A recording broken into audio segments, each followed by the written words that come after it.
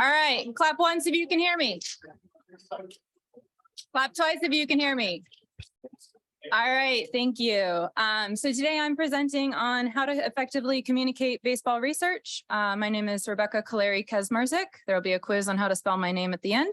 And I am a lead software engineer at the Philadelphia Phillies. So little overview on what we're talking about today. We're going to go over a little bit of my background. Why am I, as a software engineer, talking to you about communication? If you know about stereotypes, that probably doesn't fit very well.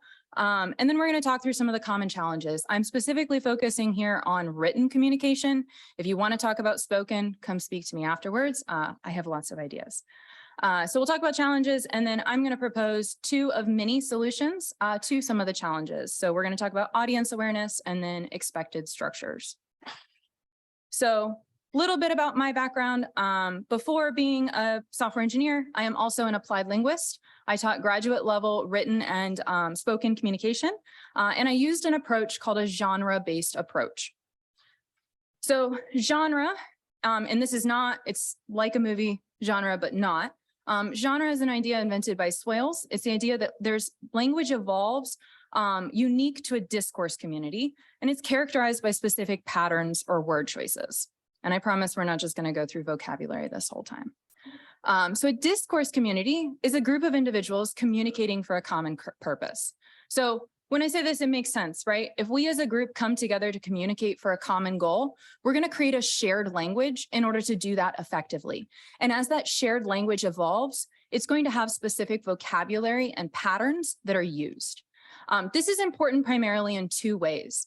Using a genre the way it is expected to be used helps you to communicate to other people who are expecting or to read something like that.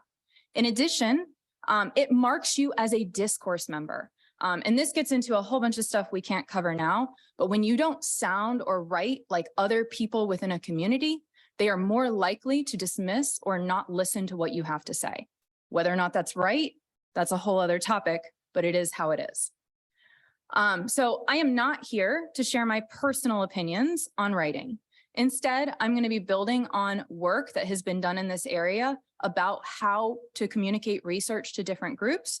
And I've also done some analysis, both of SABR abstracts and of other writing that I cannot disclose because of where I work, that I will be using to share some of this information with you. So when you talk about the baseball analytics discourse community from a big picture, authors come from all sorts of places. So show of hands, how many of you studied or are studying a STEM degree, such as computer science, math, stats? Okay. What about social sciences, business, economics? All right. And I know there are a few of you. Anyone in humanities? All right. So you see, even in this room, which I would not say is a representative sample size of everyone in our community, we have all disciplines, and disciplines communicate differently. We have different levels of education, and we also work in different industries, right? Academia and not academia can be very different in how they talk. In addition, we talk about all sorts of topics, right? We have everywhere from economics game theory all the way to, really advanced physics and biomechanics, very different topics. And then our readers, I would argue that many of the people we're trying to reach are actually not in this room, right? Most of the time, we don't just want to reach other people doing this type of research. We also want to talk to all the people who are actually making the baseball decisions. So this is challenging, right? So some of the challenges.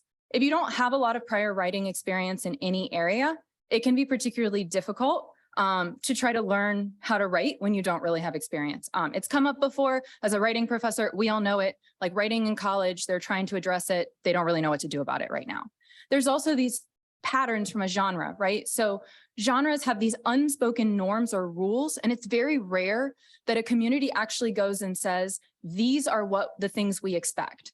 They just expect you to know it, and they don't necessarily tell you what it is. In addition, there's understanding your reader's knowledge, right? So on the opposite side, maybe you have a ton of experience writing, but you've been doing this for 15, 20 years, and it's not really clear to you what someone who's not in your field may not understand, right? Mean, median, mode are not readily clear to a general audience, and using those terms is probably going to create some confusion for them. And then there's this idea of influence, right? Great, we did our research, but does it matter if anyone doesn't use it, right? I mean, it does, but like personally, if I do something, I want someone to use it. I mean, that's like part of why I became a software engineer, right? And so what is it that's going to be convincing to the people you are trying to write to? And depending on who that is, it will be different. So as a writing instructor, I think any writing class is going to tell you this. You've probably heard it before, but I have to say it again. You want to start with your purpose and your audience. So oftentimes when you start a research project, you think you know what your purpose is. And as it evolves and as you work through it, you really at the end have to come away with, what are my key takeaways? And so what is it you are trying to communicate? But with that, you always have to think about to whom, right? What does my audience already know? What do they need to know? And what are they going to expect and find convincing? I would argue, writing for baseball decision makers is very different than writing for fellow researchers. They are not the same thing, and they are not going to benefit from the same type of write-up. So what I'm going to do from here is talk through some of these expected structures. Formulas are used in research writing to make things easier. Generally, and I could not, for the sake of time, address like writing for the general public or entertainment, so we're not really going into that here. But formulas are generally used so that when you need to get information from a document, you can quickly get in and get out. You don't want to have to read the whole thing from top to bottom in order to figure out if it's something that's useful to you. So I would argue that in this type of writing, using the formulas makes you a better writer. And coming from a quantitative background, I love that. So this you're probably going to look at and you're like, yeah, I've seen this before. So the general format, this was also originally introduced by other researchers who worked with swales. It's the idea that generally when you write research in the quantitative applied domain, which is where most of us fall, you start with an introduction, you then talk about your methods and then your results in your discussion. It varies depending on the field. The actual headers may also be different, but if we actually analyze the function and purpose of each section, they tend to fall in these 4 areas. So what I'm going to do from you here is we're going to break down each of these 4 areas, and we're going to talk about 2 different audiences who I would argue are slightly different genres. So we'll talk about writing for fellow researchers, and then we'll talk about what I'm calling baseball decision makers, because it's not always a coach. It might be a GM. It might be someone who's managing rosters. It's that entire area or group of people. And we're going to do it in the order in which most of the research suggests you should write a paper. And if you want to talk about that more later, let me know. So give you a minute. I know this has been a lot of sitting all of this time. Turn to the person next to you and discuss, why do you think we would include a method section? And introduce yourself if you don't know who's sitting next to you.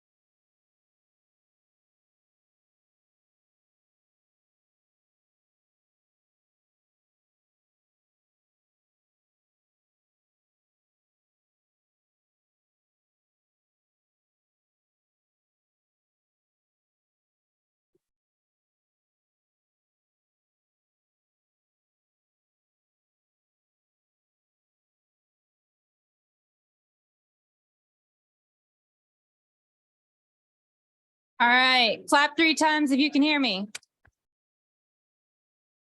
All right. So this was a trick question. The answer is, it depends, right? You probably came up with slightly different answers. So generally, method sections include the data we've used and how we analyzed it. When you're talking to fellow researchers or analysts, Sometimes, especially if you're working in a team where someone else may need to take over your work, this needs to be actually detailed enough for replication. And it's really interesting. If any of you are in STEM, you may already be aware of this. There are actually certain journals that are trying to raise the bar in research quality and are actually requiring method sections with this level of detail. So Nature now requires that you have a methods appendix that literally lists every step you took. And then also it's there for first understanding for a fellow researcher, is this something that is relevant to the work that they're also doing? And then it's also justification, right? Did you do your work in a way that is convincing or believable? Most baseball decision makers, even if they're analytically minded, are not going to go home on the weekend and replicate your work, right? They don't need to be able to replicate your work. So really for them, there needs to be general understanding and rationale for why what was done was done. And with that, I would argue that this is not a space or place to teach someone about neural networks, right? So focus on why did we choose a neural network and why was it an effective choice in this place? And if that person then wants to go and learn more about neural networks, they can do that in another space. You're taking up, you're going to lose them if you're trying to also teach them how to use a neural network in that place. So you really want to focus more on justification and rationale. And if you've ever worked with baseball decision makers, what type of baseball data you included? They really care. Did you include regular season games only? Does it include the postseason? Those sorts of things. There are areas that they are very knowledgeable in that you would want to go into detail with, but not so much your stats or metrics. So for results, this is generally findings. This is kind of debated. It depends on the field. I would argue for baseball, it generally makes sense to put the detailed evaluation of your findings in this area. So kind of the nitty gritty. But then, like broader takeaways would fall into your discussion instead. So for baseball analysts, usually you're going to include some sort of evaluation methods. People have listed here R-squared, p-values, things like that. This is useful and relevant information to fellow researchers. For baseball decision makers, it depends on the group, but generally that's not what's convincing to them. If you create a leaderboard for, defense and Bryce Harper is at the very bottom, they don't care what your p-value is. And I know if you're a statistician, you also don't care what the p-value is potentially. So know your audience. But with that, you really need to talk about, okay, so does this pass the eye test? And if it doesn't, why? And why should you still agree with it? I work a lot with our decision makers and they'll come back to me. They know they have their own ideas. And if it doesn't match that, and they know the players and the game really well. And so if it doesn't make sense to them, you're going to need to communicate that from the beginning. So you can still include your evaluation metrics, but you really want to emphasize more on specific case studies or information to really address what this means for them in a way that's convincing for them. So now to the discussion. This is generally where you're going to talk about broader evaluation, major takeaways, kind of wrapping everything together. So when we talk to fellow researchers, if you've ever had a paper reviewed, if you don't list all of your limitations, they're going to be like, and what about this? Did you consider this? So you really have to be really thorough in that area. And further research is really important. People are reading this because they want to build on your work. So not only do they want to know what you plan to do next, but they also want to know what all of the other opportunities with this work are. And sometimes when your findings are really unexpected, you're going to have to actually go back and revisit that literature. I created a hypothesis. It didn't match. Why does it not match? Let's dive back into that previous work, because most of the time the researchers you're talking to are familiar with that work and they're going to want to see why that mismatch is there. For baseball decision makers, what you really want to focus on is the limitations that are relevant to their applications. When can they use it and how? And what should they consider in the process? Because it erodes a ton of trust if you don't clearly communicate to them from the beginning when it is they try to use something. And when they try to use it in a different situation, then as they've talked about in some of the talks here, then people are like, well, it doesn't work. And it's like, well, no, it's not that it doesn't work. It's that it only works in these situations. And this is what it can tell us in those situations. So you need to communicate that from the beginning. And further research is less important. If you're actually working for a team, generally further research is either going to be the roadmap for what comes next, or if this is some sort of exploratory work, it might be like, what can we do with this or something? But again, they're not so much looking to build on your work as individuals. They want to actually use your work as it is. So now we'll come back to the introduction. An introduction is supposed to really like point you towards what your key takeaways and ideas are. And oftentimes you don't fully know what that is until you've written your whole paper. And I say that having worked with graduate students for years. So with that, this is something also created by Swales. Creating a research space is the general format that both introductions and abstracts follow. So you start by describing the current state of the field. Depending on who you're talking to, you might also establish relevance. I didn't spend a lot of time talking here about why effective communication is important. I kind of assume most of you know, like when you go to write something up, you need to make sure people can understand it. From there, you're going to define a niche or a gap. What is a problem? What is something that's unknown? What's a debate? And then you're going to go, hey, so here is this problem, and here is the solution. So now you should read my paper, right? And so this is where then, this is normally just a really straightforward purpose statement. This is the purpose of the work that I'm doing. So all of this work, past work points to this issue or this problem. Now let's solve that problem. So purpose of analysis and why it's relevant.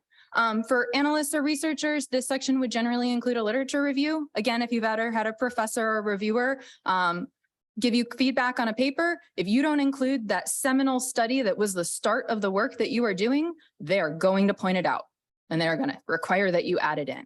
And so lit reviews have a couple of different reasons. So the first would be to prove you've done your research, you understand where the status of the field is now.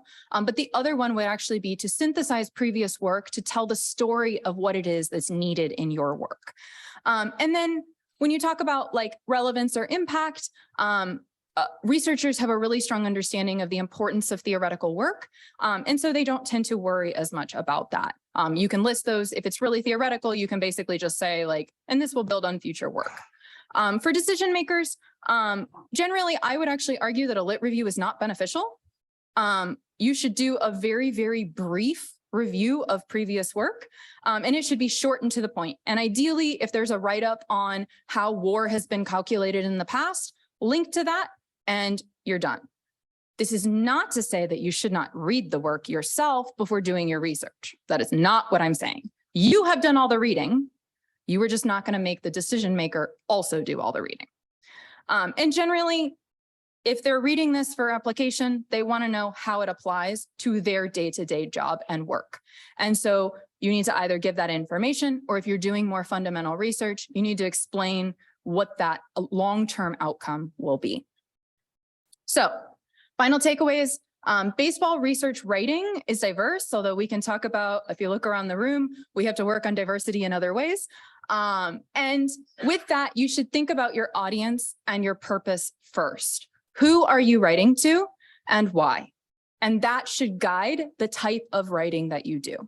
And then you should be predictable in your organization. And I know there aren't a ton of you here who do this work, but if you are one of the experts in the field and you work at an organization, or you are, part of a journal and do the reviewing for them, you should, as much as possible, make that explicit to make it easier for newer members to enter and write in the way that is effective for them. So this is also just a shameless promotion, because if you know where I work, you know why I'm doing this, because of who I work for. But this is a great conference if you're interested as a woman or a non-binary individual in getting into the field. And that is all I have for you. This QR code is if you would like to keep in contact with me or continue this conversation. Otherwise, I will turn it over for questions.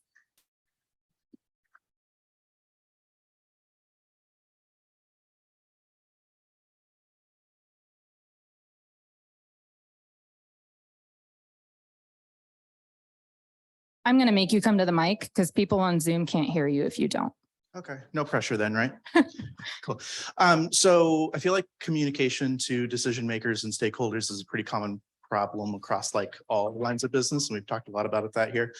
I wanted to hear about sort of like what your struggles were when you have something that you have existing like with an analyst scope, and then distilling that down into a tighter scope for a decision maker or a executive. Yeah. So to just make sure I understand your question, you're saying like you have it all written out, but it's written Yeah. for other researchers. How do you then distill or communicate that? Yeah, that's a big problem that like I have in my work where it's like, it's all this sort of exploratory work. It's like, okay, well, now we got to take it to an executive and communicate in 15 seconds. Right, exactly. So I tend to start with, I think for most decision makers, like impact and money are the two, right? Like win baseball games, make more money.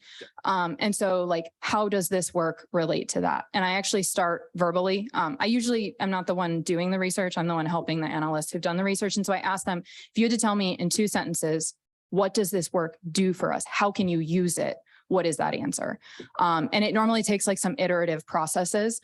The other thing I usually encourage people to do is like find someone who doesn't work in your area and like give them that 2-minute spiel and then ask them what they don't know or don't understand from there. But I would say that that's the first. So like our motto is like win more games. And so like, how does this tie into that?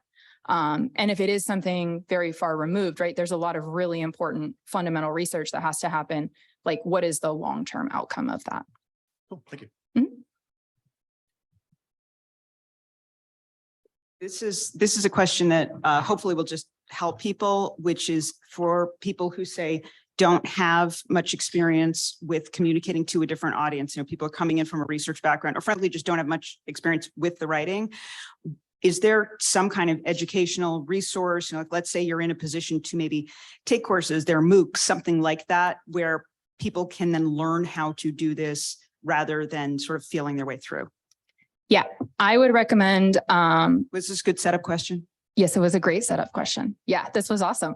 Yeah, so my favorite resources are the Purdue OWL and then the George Mason University handouts. The George Mason ones specifically are very based in this approach. And it very clearly, there's handouts in all of the areas. And we didn't even address this here, but things like language choices are another big one. The other thing that I really encourage like newer members to do, especially if they're working somewhere, is like, go to someone who's been on the team for a while and ask for a good example. If they haven't already done that for you, like that's something they should have done. And so you shouldn't feel bad about asking for that. When I was helping write like workshops for our QAs, like I asked our assistant director, like, give me some examples of good QA writing, and then I can like adapt to that. But yeah, these are the resources I would recommend first. If I can also throw in something I've dealt with in my own experience, because I have done this transition from, technical to journalism. I have pushed very hard for precision in language. You mentioned mean median, recent article with Insider, they switched mean to median without checking. I flipped, they changed it back. Because they do mean different things, and there's no reason to have unforced errors because an editor puts it in and doesn't check. Yeah. Or they use a language, variance got thrown in as like a cool word. I'm like, no, you cannot use variance, find a different word because it has a specific statistics meaning, and they'll do it. But you do need to push because they don't understand the terminology means a specific thing in a technical sense. And there's not a lot, so you're fine. Yeah, and I think precise language is really important when talking to other people who understand what it means. And then I think using the correct generalized language is also important. And something I am a huge proponent for is, SABR does this, is like a glossary. Like if you are a group of people who are doing a body of work, add a glossary for everyone involved so that you can all know what the language is and use the same terms. So this, excuse me, this is mostly personal curiosity, but you mentioned like a glossary in that. Are librarians going to be the next hires by major league teams? Because it seems to me you've got huge staffs producing all this research, organizing it, making it available for future hires, interns, et cetera. It's going to be a difficult job for somebody to do. I will just say that as a software engineer, the fact that I came in with a communication background was extremely useful, and I don't just write code all the time. So yeah, if you want to switch from being a librarian to being a baseball person, I think there's room for that. I'm going to answer 2 of the questions here. How do you strike the balance between not drowning a non-technical reader in detail and making it clear that you've done a rigorous analysis? I think that is a good question. I think, again, think about like, what is it you know, you can maybe even outline steps of like previous work. Again, like where you organize things and what you do is really helpful. One of the things I'm a huge proponent of is like an appendix. So like, here's the method section or the analysis in the short version. And then if you want to go look at the full write-up, here it is at the end. One more. Okay, so I'll go to you. I'm just curious, almost every technical and scientific journal I've ever read has a section in the back called Notes to Authors that specifies a mandated format and style guide. And I'm trying to remember if the Baseball Research Journal has anything like that in the back. Do they? And that might be something useful to add. SABR does. You could get a committee to put something like that together, and it appears in every issue at the back. Yeah, SABR has one. I used it when I wrote my submission.